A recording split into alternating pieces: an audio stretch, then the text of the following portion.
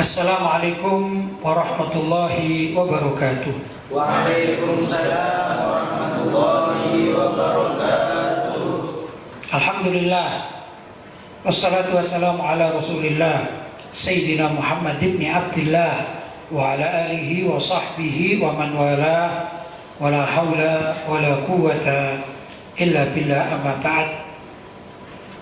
Para pemirsa yang dirahmati oleh Allah, hadirin yang dicintai oleh Allah, alhamdulillah malam hari ini kita masih diberi kesehatan oleh Allah sehingga sejak tadi pagi sampai hari ini kita bisa menjalankan kewajiban-kewajiban kita di dalam menghidupkan bulan suci Ramadan, termasuk juga berpuasa dan juga sholat berjamaah, terutama sholat tarawih.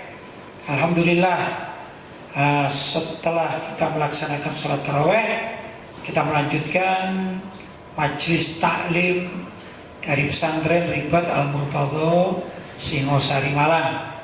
Mudah-mudahan kita bisa menjalankan keberkahan bulan suci Ramadan ini sampai akhir bulan suci Ramadan nanti. Allah tetap memberikan kita kesehatan dan juga kesempurnaan di dalam melaksanakan ibadah di bulan suci Ramadan.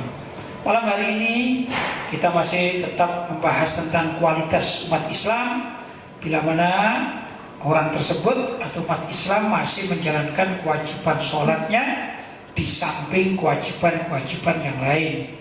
Jadi kewajiban sholat bila mana dilaksanakan dengan benar-benar sesuai dengan rukun dan syaratnya, serta bagaimana orang itu mempunyai kualitas sholat yang sangat luar biasa atau sempurna, tentu hal ini akan menunjang kepribadiannya baik hidup di dunia apalagi kelak di akhirat untuk mempermudah dirinya bertemu dengan Allah SWT. Maksudnya adalah masuk surganya Allah SWT. Mudah-mudahan kita termasuk orang-orang di dalamnya. Allahumma amin. Untuk itu mari kita mendengarkan salah satu artikel yang diambil dari buku saya, karya saya yang baru saja terbit, yaitu Jagalah Akidahmu. Saya persilakan. Bismillahirrahmanirrahim. Jadilah muslim ahli solat. Allah Ta'ala berfirman, yang artinya sesungguhnya solat itu dapat mencegah dari fahisyah atau perbuatan keji dan kemungkaran. Quran surat Al-Ankabut 29 ayat 45. Ya, kalau misalnya ada orang yang tiap harinya itu berbuat yang di luar dari kontrol agama, atau misalnya penjudi, pemabuk, ya. Kalau zaman dulu itu di masyarakat pernah terjadi itu ahli jual togel. Apa togel itu? Perjudian, totoan gelap. Atau juga sabun ayam. Seperti itu kan ada di masyarakat, ya. Mabuk-mabuk bersama-sama, demikian, ya. Itu kalau dia kemudian ingin tobat kepada Allah SWT, adalah dia melaksanakan sholat, tapi sholatnya yang berkualitas. Insya Allah kalau sholatnya berkualitas, maka Allah akan menghentikan dari orang tersebut itu kemaksiatannya. Begitu kurang lebih, ya. Tapi betul-betul sholatnya harus yang sempurna, berkualitas. Lanjut. Menurut sebagian ulama, arti fahisyah atau perbuatan keji adalah kemaksiatan yang diingkari oleh syariat atau Al-Quran dan hadis secara langsung, seperti perbuatan zina, mencuri, mabuk, dan semacamnya. Sedangkan mungkar adalah kemaksiatan selain fahisyah, yaitu yang diingkari oleh akal sehat orang yang beriman kepada Allah dan Rasulnya. Itu perbedaannya.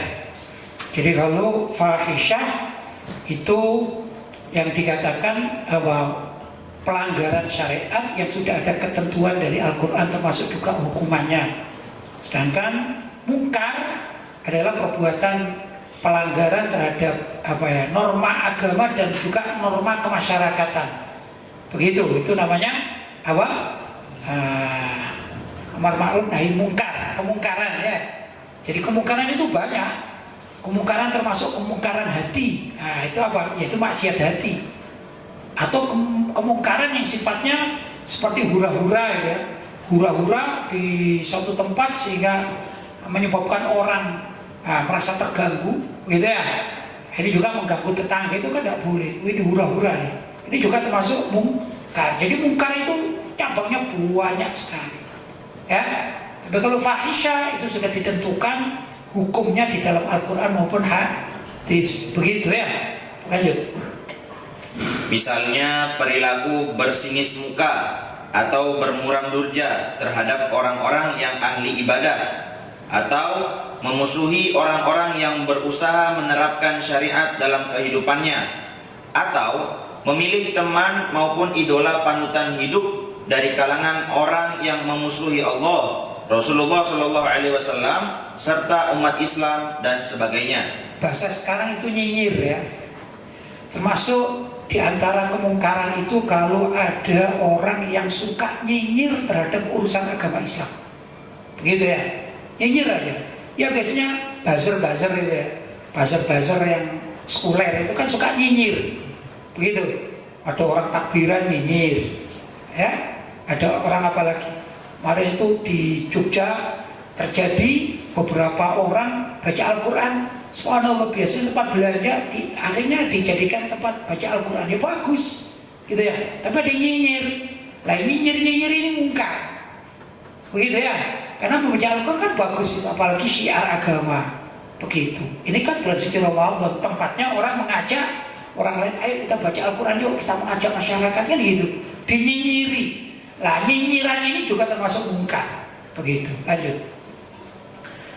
Kedua macam kemaksiatan ini dapat berkurang, bahkan dapat dicegah oleh seseorang yang ahli sholat secara sempurna, baik menurut tata caranya secara hukum fikih atau kekhusyuan hati saat menjalankan sholat, serta keistiqomahannya menjaga waktu sholat, hingga hatinya selalu merindukan saat-saat ia menjalankan sholat. Ya, yang dimaksudkan sholat yang sempurna ya, dipenuhi, semuanya dipenuhi, rukunnya, syaratnya menurut fikih. Tapi juga hatinya, maksudnya kekhusyuannya, ini kualitas kekhusyuannya juga dipenuhi ya, belajar ya. Nah, maka akan sedikit demi sedikit sholat yang sifatnya demikian itu menggerus kebiasaan buruknya. Jadi kalau ada orang yang biasa berbuat buruk atau jahat, kalau dia kemudian lantas memperbaiki sholatnya, maka kehidupannya akan semakin membaik sampai suatu saat pada puncak dia ini hilang dari kemungkarannya, tinggal dia menjadi orang yang soleh, atau kalau wanita ya solehah, begitu ya, ahli ibadah. Lanjut. Sayyiduna Ibnu Mas'ud radhiyallahu anhu berkata, "Salat tidaklah bermanfaat kecuali jika salat tersebut membuat seseorang menjadi taat kepada syariat." Hadis riwayat Ahmad dalam kitab Az-Zuhud halaman 159. Iya, jadi sholat itu tidak akan bermanfaat kecuali kalau sholat dengan segala macam yang menyebabkan kesempurnaan sholat itu menyebabkan pelakunya ini ingin melaksanakan syariat. Kayak kita alhamdulillah kan sekarang ini melaksanakan salah satu perintah syariat. Apa itu? Gemar thalabul ilmi, kan gitu ya. Ya kita baca ayat-ayat Al-Quran, hadis-hadis Nabawi, keterangan para ulama salaf yang kita kaji ya. Kemudian kumpul kita semacam demikian ini juga namanya majelis zikir atau majelis taklim. Hati kita tertambat dengan demikian. Tadi kita sholat berjamaah, yang mulai subuh sholat berjamaah, terus mengaji ya. Terus sholat lagi berjamaah lagi zuhur, asar berjamaah lagi mengaji lagi, itu kan namanya hatinya tertambat dengan urusan-urusan akhirat, begitu ya. Nah, kita membantu sama teman kita waktu takjil tadi, persiapan takjil kita saling berbantu, kan begitu. Ini adalah orang-orang yang hatinya terkikis, maksudnya terkikis itu dari yang sebelumnya tidak baik, terkikis menjadi semakin baik ya. Kenapa? Nah, insya Allah karena kualitas sholatnya itu mulai berbenah dan berbenah menjadi baik. Jelas ya. Jadi jangan sampai kita kemudian walaupun kita sholat tapi perilaku kita semakin semakin mungkar. Ini berarti apa? Sholat kita tidak berkualitas. Begitu. Lanjut. Bahkan orang yang melaksanakan sholat, lantas sholat tersebut tidak dapat mencegahnya dari perbuatan keji dan mungkar, maka sang pelaku akan semakin jauh dari Allah sebagai akibat kelalaian hatinya di saat sholat. Ya, maksudnya rahmat Allah tidak akan turun kepadanya kalau dia lalai itu gimana ya? Dia tidak memikirkan waktu sholat itu. Waktu sholat, Allahu Akbar, pikirannya kemana-mana. Pikirannya baru beli sandal misalnya, waduh sandal hilang apa enggak ya. Kalau beli makanan itu tadi basi atau tidak, kayak gitu ya. Mungkin ada ibu-ibu rumah tangga misalnya ya, kodok air terus sholat, masih kepikiran ya Allah, tadi kompornya sudah mati atau belum, kayak gitu-gitu ya. Kan banyak kan, itu pikiran yang menyebabkan orang itu hatinya lalai. Kalau dia hatinya lalai, naudzubillah min dzalik, lama-lama jauh dari rahmat Allah Subhanahu wa taala. Naudzubillah. Sayyiduna Abu Hurairah radhiyallahu anhu menceritakan bahwa ada seseorang yang pernah mendatangi Nabi Muhammad SAW dan mengatakan, ada seseorang yang biasa sholat di malam hari, namun di pagi hari ia mencuri. Bagaimana seperti itu? Beliau SAW berkata, sholat tersebut jika dilakukan secara ikhlas atau khusyuk, suatu waktu dapat mencegah apa yang ia katakan atau lakukan. Hadis riwayat Ahmad. Ya, itu kualitas sholat kalau sempurna, bagus. Maka kalau ada orang mau mencuri dan sebagainya, ya kemungkaran lainnya, dia akan tercegah dengan sendirinya. Maka kehidupannya semakin hari semakin baik. Kalau sholatnya semakin hari semakin baik. Jadi kita juga perlu introspeksi diri ya. Kita ini, kehidupan kita ini bagaimana sih setiap hari? Semakin baik atau semakin buruk? Kita ingin tambah melanggar atau tambah semakin baik? Kalau misalnya kita keinginannya taat gitu ya, berarti sholat kita ini ya cukup bagus. Tapi kalau suatu saat kita tiba-tiba bengkok, inginnya yang mursal, mungkar, berarti sholat kita ini sedang berkurang kualitasnya. Misalnya apa? Karena kita sholatnya tidak konsentrasi, mungkin kita sholatnya itu bergurau atau bercanda. Mungkin dalam tatkala kita sholat itu pikiran kita kemana-mana, ya kan? Tidak fokus pada waktu ibadah. Oh, ini waktu ibadah saya menghadap kepada Allah. Nah begitu. Kalau seperti itu, maka ada kemungkinan orang itu semakin bengkok ya, tidak lurus begitu ya pemikirannya. Bahkan bisa juga berpengaruh dalam pemikiran sehingga orang menjadi liberal. Dia muslim, karena dia muslim, tapi pikirannya itu liberal sampai dia anti terhadap pelaksanaan syariat. Begitu. Yang unik lagi kadang ada orang yang sholatnya itu karena nggak sempurna gitu. Akhirnya dia lebih senang bergaul dengan orang-orang yang memusuhi Allah atau ingkar kepada Allah, ya, atau ingkar kepada Nabi Muhammad SAW, atau ingkar kepada syariat Islam, maksudnya orang kafir. Nah, karena orang ini sholatnya nggak sempurna, akhirnya dia ini tidak senang kumpul atau berinteraksi dengan sesama muslim, yang suka, tapi dia semakin dekat dan lebih mencintai orang-orang kafir dengan berbagai macam alasan. Alasan itu toleransi, misalnya demokratis dan segala macam, ya. Atau kita hidup di era modern, atau kita hidup bukan di negara Islam. Pikirannya begitu. Akhirnya kalau ada acara-acara yang diundang bukan ulama-ulama yang betul-betul ulama ul-akhirah, tapi mereka mengundang, ada pendeta misalnya, biksu diundang dan segala macam dari agama-agama lain, yang mana agama-agama lain itu tidak meyakini ketuhanan Allah. Begitu. Ini pertanda orang sholatnya nggak beres, atau mungkin juga nggak sholat. Ada kemungkinan juga karena dia nggak sholat, akhirnya pikiran menjadi liberal, gitu ya, sekuler liberal. Jadilah seperti itu. Lanjut. Nabi Muhammad SAW bersabda, apabila Allah berkenan memberikan rahmatnya kepada seseorang di antara penghuni neraka, maka Allah memerintahkan kepada malaikat untuk mengeluarkan orang-orang yang pernah beribadah kepadanya. Malaikat mengeluarkan dan mengetahui mereka pernah beribadah kepada Allah dari bekas-bekas sujud, dan Allah telah mengharamkan neraka untuk memakan kening bekas sujud. Sesungguhnya setiap anak Adam itu akan dimakan oleh neraka kecuali bekas sujud. Hadis riwayat Imam Bukhari dan Muslim. Ini hadis menandakan bahwa orang yang sholat ya, atau pernah melaksanakan sholat begitu, itu akan diingat oleh Allah. Tapi kalau orang itu tidak pernah melaksanakan sholat, ya akan terlupakan, akan digolongkan dengan orang-orang kafir, digolongkan. Tapi kalau orang itu masih sholat, walaupun dia maksiat, katanya kemarin apa, STMJ ya, sholat terus maksiat jalan, karena dia masih sholat kan ada sujudnya ya, di bekas sujud itu besok akan dikenal oleh Allah SWT. Oh ini pernah sholat, oh ini termasuk hambaku, walaupun dia ini melakukan kemaksiatan, tapi ada bekas sholat, bekas sujud, akan diangkat oleh Allah SWT. Walaupun mungkin orang tersebut ya ada di nerakanya barang seminggu, mungkin 2 minggu dan seterusnya, tapi orang ini ada tandanya apa, bekas sujud. Apakah bekas sujud itu harus, maaf, keningnya atau jidatnya hitam? Bukan itu namanya bekas sujud. Ya, kalau itu pun orang sering sujud terus menghitam, ya biasa-biasa saja. Tapi bukan itu yang dimaksudkan bekas sujud di dalam hadis ini. Bekas sujud ya Allah yang tahu.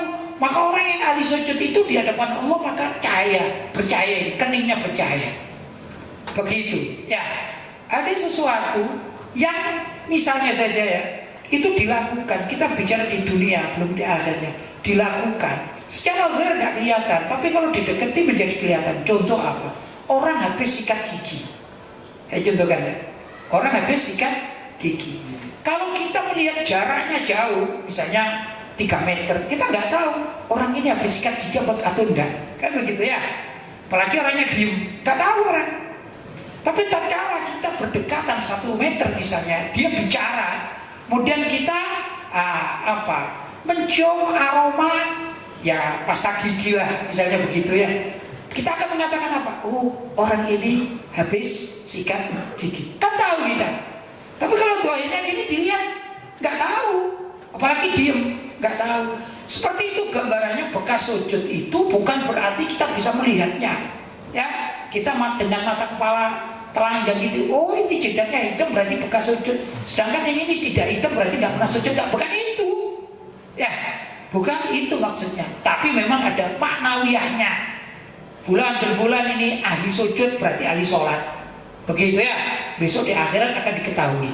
Jadi sama saja ya, ada orang yang ahli sujud jidatnya tidak hitam, atau dia memang ahli sujud jidatnya hitam, itu gak ada perbedaan ya. Karena itu bagi yang misalnya diberi oleh Allah SWT kok jidatnya hitam itu, ya gak boleh sombong. Nih aku kelihatan ini ya, ini aku sudah jidatku hitam karena ada min asari sujud. Nah ini dari bekas sujud ya. Kamu masih belum, kamu berarti sholatmu masih mentah. Gak boleh begitu. Ini bisa-bisa amalnya justru tidak diterima oleh Allah SWT karena kesombongannya ya. Jadi bagaimana? Ya biasa-biasa saja. Yang oleh Allah SWT diberi jidat hitam karena bekasnya itu ya dijalani saja, kan begitu. Sedangkan yang jidatnya tidak hitam, belum tentu orang jidat tidak hitam tidak ahli sujud, belum tentu. Banyak sekali ulama-ulama atau orang-orang soleh yang jidatnya biasa-biasa saja, tapi dia ini memang ahli sujud, begitu ya. Lanjut. Bekas sujud yang dimaksud tidak harus tampak saat di dunia, misalnya dengan hitamnya kening seseorang. Namun pengertian ini sangatlah maknawiyah sekali, bahkan tidak harus kasat mata. Seperti juga seseorang yang ahli zikir atau ahli baca Al-Quran, lantas dikatakan wajahnya bersinar. Ini bukan berarti wajahnya bersinar saat di dunia, seperti sinarnya lampu yang menyoroti orang-orang yang memandangnya. Tapi kelak di akhirat, wajahnya akan bersinar hingga dapat membedakan dirinya dengan orang lain yang malas beribadah. Namun umumnya wajah ahli ibadah itu enak dan nyaman dipandang oleh kalangan orang-orang yang beriman sejak hidup di dunia. Ya, kalau masalah di dunia itu tergantung ya. Kalau ada orang ahli ibadah itu Allah memberikan kepada orang yang ahli ibadah itu pada dirinya ada daya tarik gitu ya. Daya tarik yang orang lain itu senang melihatnya. Sebaiknya naudzubillah min dzalik, orang itu kalau perilakunya buruk, dia suka mabuk, suka mencuri, suka yang lain-lain ya, bengis orangnya gitu. Allah itu memberikan atau memasukkan sesuatu dalam dirinya karena perilaku orang tersebut menyebabkan orang lain itu tidak suka. Kadang takut, sangar kata orang, sangar ini takut kita ya. Tapi ada orang itu melihat, Masya Allah, saya melihat fulan bin Fulan sejuk hati saya. Begitu. Ini apa ya? Arti maknawiyah yang diberikan oleh Allah yang tidak kasat mata, tapi orang bisa merasakan. Seperti juga demikian akhlak. Orang yang akhlaknya bagus di kampung lah, dia bagus pada orang, bagus, suka senyum, suka ini, suka menyapa, maka orang kampung itu akan senang dan secara otomatis akan tertarik. Andai kata ya, membicarakan orang yang akhlaknya bagus itu akan membicarakan kebaikannya. Akhlak bagus misalnya, anggap saja orang ahli sedekah, gitu ya, ahli sedekah. Nanti tatkala dia meninggal dunia, yang sebelum-sebelumnya itu tetangganya, misalnya ada 10 tetangga itu suka mendapatkan dana bantuan dari orang ini, ahli sedekah ini. Begitu meninggal dunia, semua akan membicarakan, ya Allah, Pak Fulan, Haji Fulan ini meninggal dunia ya, sulit kita mencari penggantinya. Akan terlihat begitu ya. Ini apa? Berarti orang itu disenangi ya sama orang kampung karena kedermawanannya.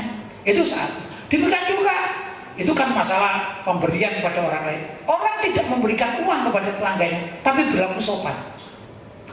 Berlaku sopan, bermanfaat bagi tetangganya. Lalu suatu saat kalau dia ini meninggal dunia, maka tetangganya akan mengatakan, ya Allah, dulu ada Pak Fulan ini luar biasa, kampung kita sejuk, kampung kita nyaman, ya kan?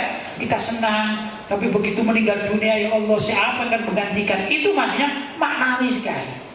Gak bisa orang yang ahli dermawan dilihat bajunya atau gimana, gak bisa. Tapi ada nilai. Ya, demikian juga orang yang ahli ibadah, orang ahli sholat.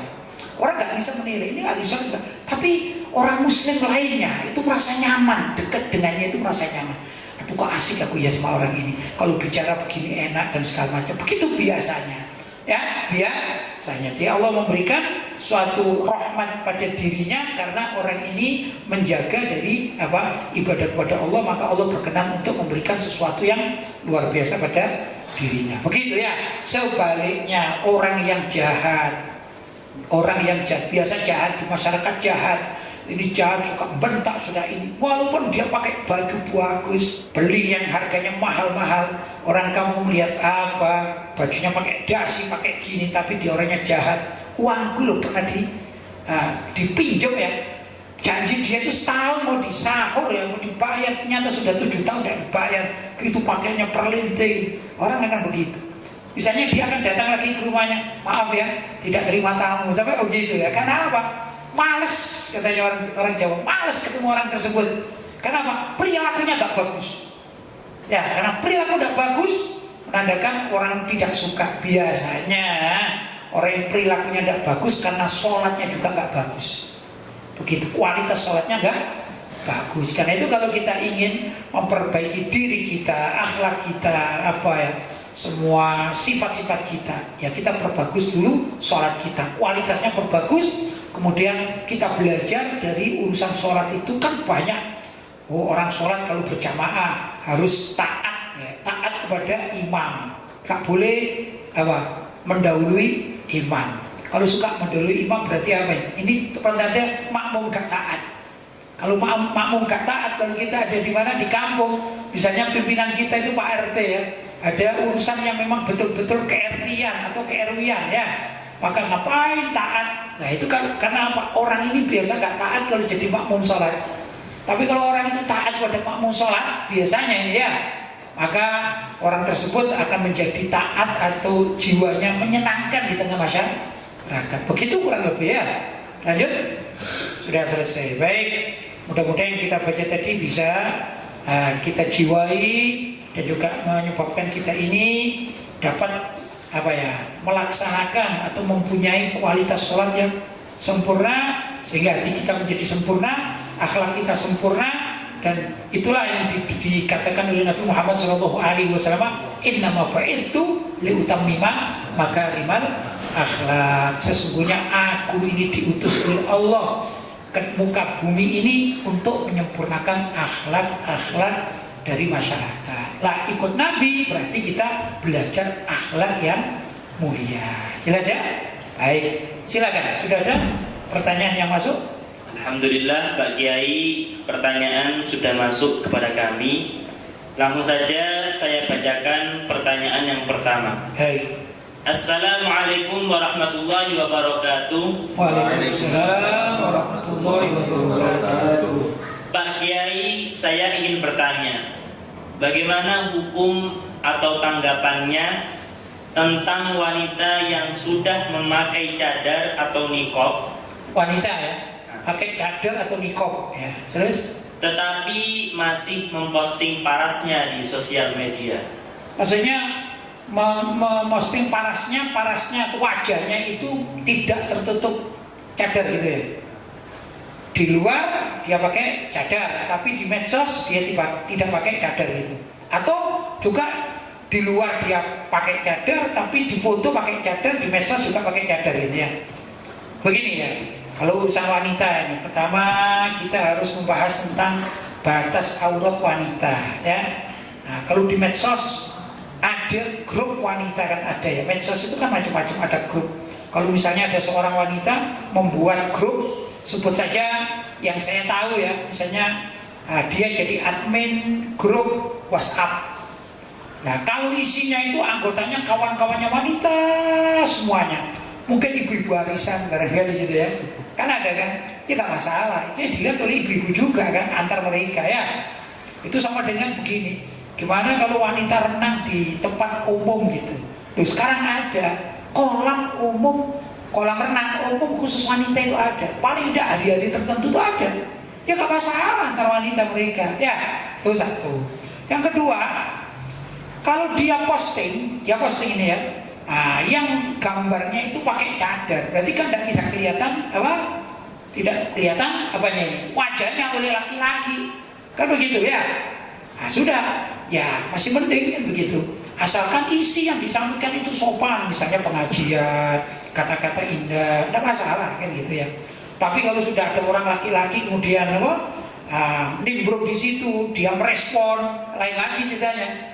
Ya, seperti apa kemarin itu ada pertanyaan, gimana kalau kita sebagai orang laki-laki berjualan atau beli lewat online, sedangkan penjualnya wanita. Kalau kita wajar tidak apa-apa, seperti transaksi biasa. Bu, harganya ballpoint ini berapa? Oh, harganya 10.000, ongkos kirimnya berapa? Gitu ya.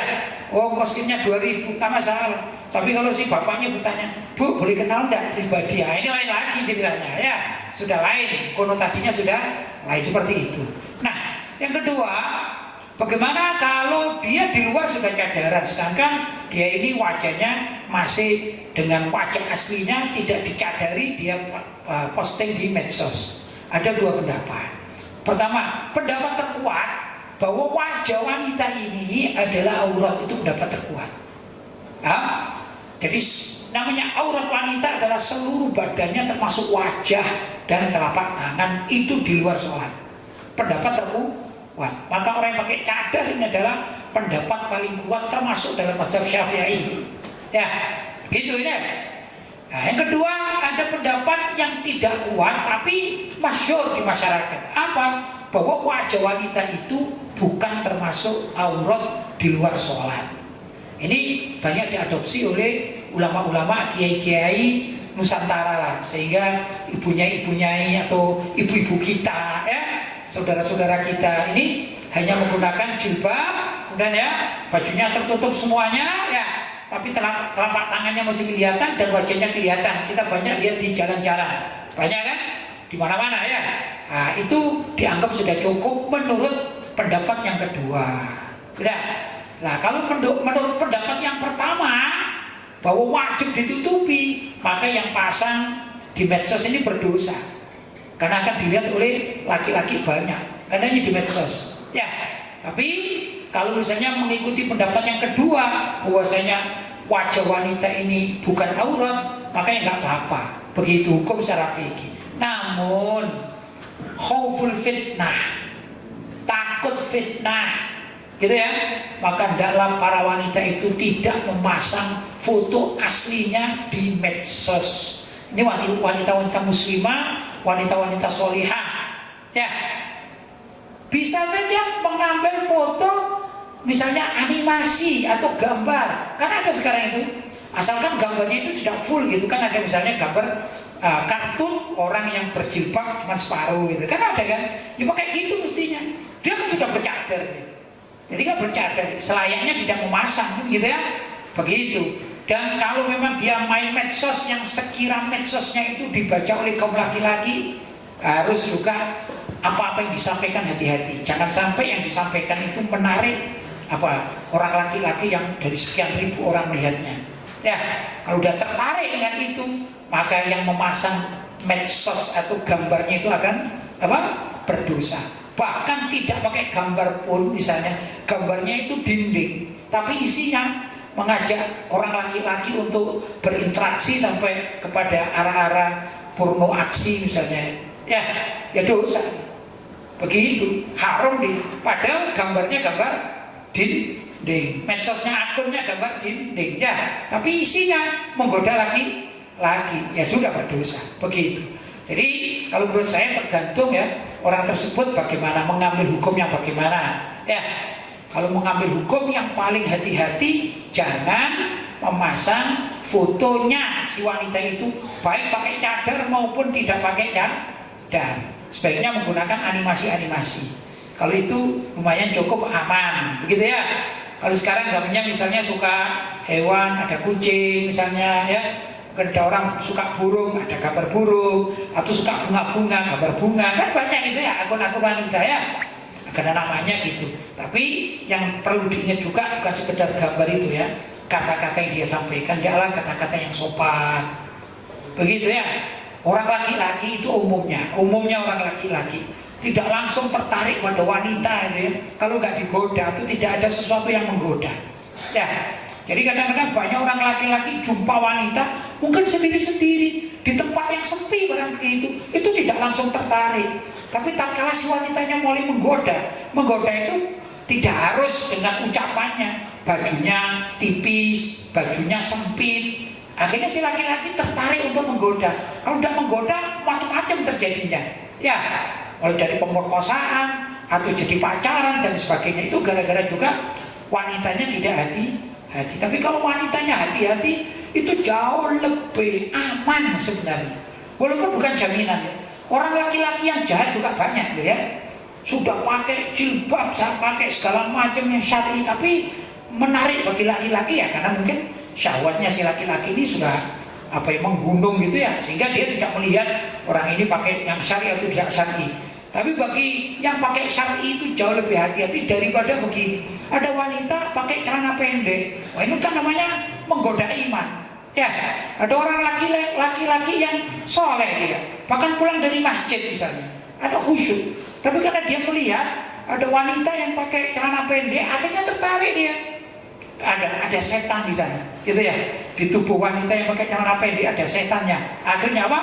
Laki-laki itu menjadi tertarik. Jadi itu penggunaan medsos maupun di dunia nyata. Jadi sekali lagi saya sarankan untuk wanita-wanita yang berjilbab dan wanita-wanita yang bercadar atau khimar, bercadar, niqab ya, sebaiknya tidak memasang fotonya sendiri di akun yang dia miliki. Apa saja lah ya, sosmed ya, akun apa saja gitu. Tapi carilah misalnya bunga atau gambar yang disukai wanita itu, misalnya kalau hewan kadang-kadang kucing, tupai, kan gitu kan ya, yang lucu-lucu ya, kelinci gitu ya, biasanya disukai wanita, atau burung yang cantik-cantik, kan banyak macam-macam lah, atau juga ornamen, begitu, gambar ornamen, ornamen ya, batu-batuan atau apa begitu, itu biasanya menjadi orang itu aman, tidak banyak menyentuh nafsu syahwatnya orang laki-laki. Jadi dari dirinya sendiri yang harus mencegah. Jelas ya? Ada lagi? Lanjut pertanyaan selanjutnya. Baik. Assalamualaikum warahmatullahi wabarakatuh. Waalaikumsalam. Semoga Pak Kiai sehat selalu. Amin. Mohon maaf, mau tanya Pak Kiai. Mandi siang hari saat puasa, yang mana mandi itu diniatkan untuk membersihkan badan setelah pulang kerja. itu termasuk membatalkan puasa atau tidak Pak Kiai? Matur nuwun Pak Kiai. Wassalamualaikum warahmatullahi wabarakatuh. Waalaikumsalam warahmatullahi wabarakatuh. Saya memberitahukan tentang batalnya puasa. Ini utamanya terkait dengan mandi atau air ya, terkait dengan air. Kalau makan ya sudah saya nggak bahas ya.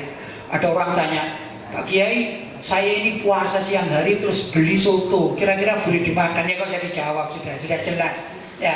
Tapi yang sering ditanyakan orang nggak tahu gitu ya, apa sih yang bisa membatalkan puasa seseorang gitu ya, mau laki-laki mau perempuan itu, yaitu kalau kita bicara mandi atau air utamanya ya, bicara air lebih mudah ya, yang lainnya bisa kita kiaskan atau kita samakan nanti. Pertama, jangan ada air yang masuk pada lubang-lubang dalam tubuh ini, yang lubang itu mempunyai rongga masuk ke dalam tubuh. Saya contohkan, telinga. Telinga itu namanya lubang, paham ya?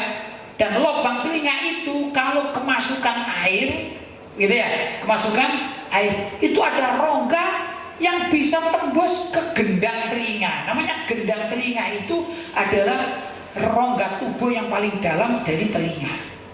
Kalau ada air masuk sengaja, ya mandi atau apa ya, sengaja masuk, plek.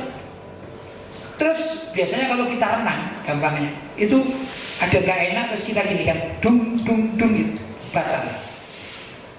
Karena ada apa? Air yang masuk dalam rongga telinga paling dalam, namanya gendang telinga, maka batal. Satu. Yang kedua, lubang hidung.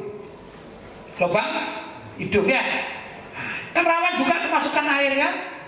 Nah, kalau ada air yang masuk lubang hidung sampai ke tempat sini, dalam sini ya, mungkin kita pernah makan sayur atau makan nasi, kemudian suatu saat kita ini batuk atau bersin, ya tiba-tiba di dalam, kan makannya di sini ya, makannya nasi lewat mulut ya.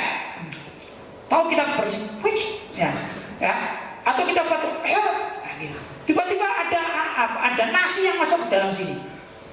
Bahkan kadang-kadang bisa kita keluarkan lewat hidung ya, keluar. Berarti apa? Ada lubang di dalam rongga hidung paling dalam. Kalau ada air masuk ke sana, batal. Tapi kalau masuk di sini saja, misalnya air di sini aja, nggak batal. Tapi kalau masuk dalam rongga hidung, batal. Nah, yang kedua, mulut. Mulut itu juga punya rongga. Apa rongga mulut? Ya tenggorokan ini. Kalau ada air masuk dalam tenggorokan sana, batal. Ya, tertelan, maksudnya tertelan. Tapi kalau misalnya air itu tidak masuk, masih di sini aja, kumur lah gitu ya, nggak batal. Hanya mencegahnya kan sulit ini. Nah, mencegah kan sulit. Jadi sebenarnya kumur itu nggak apa-apa, karena dia kumur asalkan tidak ditelan, nggak apa-apa. Sampai dikeluarkan sekira dia merasa bersih dari air tersebut, nggak apa-apa. Ya, tapi kalau masuk dalam rongga, tertelan itu batal. Ya, demikian juga mohon maaf ini ya. Dua kemaluan itu kan ada lubangnya, kemaluan depan maupun kemaluan belakang. Yang maaf ya, untuk kencing atau untuk berak itu kan ada lubang. Kalau misalnya ada air yang masuk ke dalam tubuh lewat kemaluan belakang ya, atau untuk berak itu, maka batal. Atau kemaluan depan, maka batal. Ya, masuk ke dalam tubuh, rongga tubuh, begitu. Ya. Nah, kalau mandi biasa selagi tidak ada air masuk di rongga-rongga yang tadi, maka nggak apa-apa. Jadi orang mandi siang itu nggak apa-apa, puasa, asalkan bisa menjaga ya pelan-pelan, gitu ya.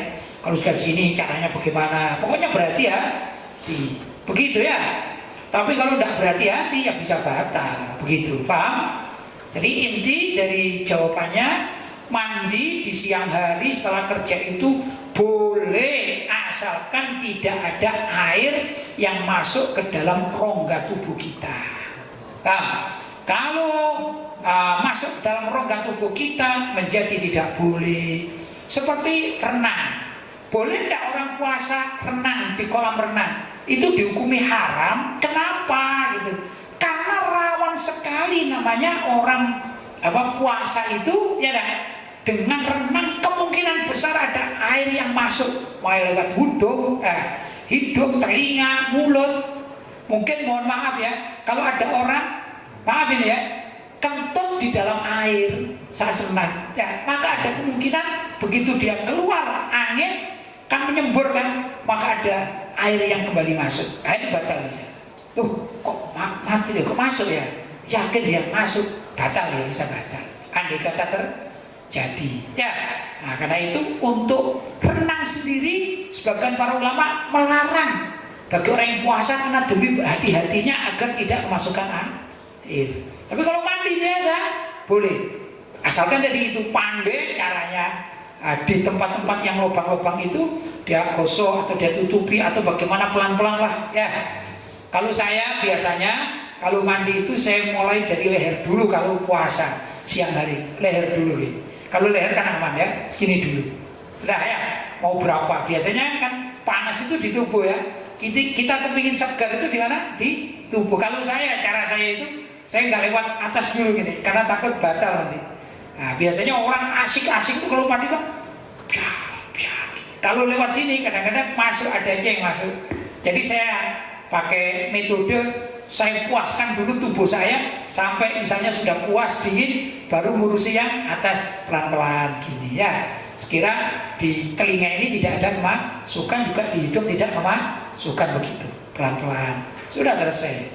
Atau kadang-kadang saya habis mandi puas di mana?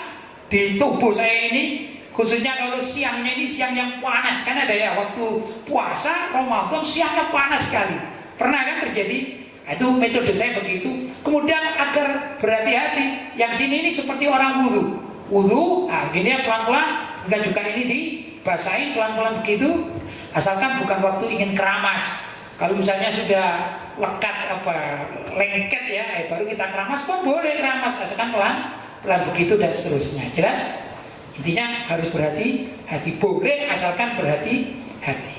Kalau ada kemasukan air berarti mengkodok puasanya di waktu paham? Baik. Ada lagi? Alhamdulillah, mudah-mudahan apa yang saya sampaikan tadi ada manfaatnya, dan mudah-mudahan kita bisa menjaga puasa kita agar puasa kita berkualitas yang diterima oleh Allah SWT dan menjadikan pahalanya adalah sebagai bekal kita untuk kelak menghadap Allah SWT. Hadza ma aqulu lakum wal 'afu minkum. Wassalamualaikum warahmatullahi wabarakatuh. Waalaikumsalam.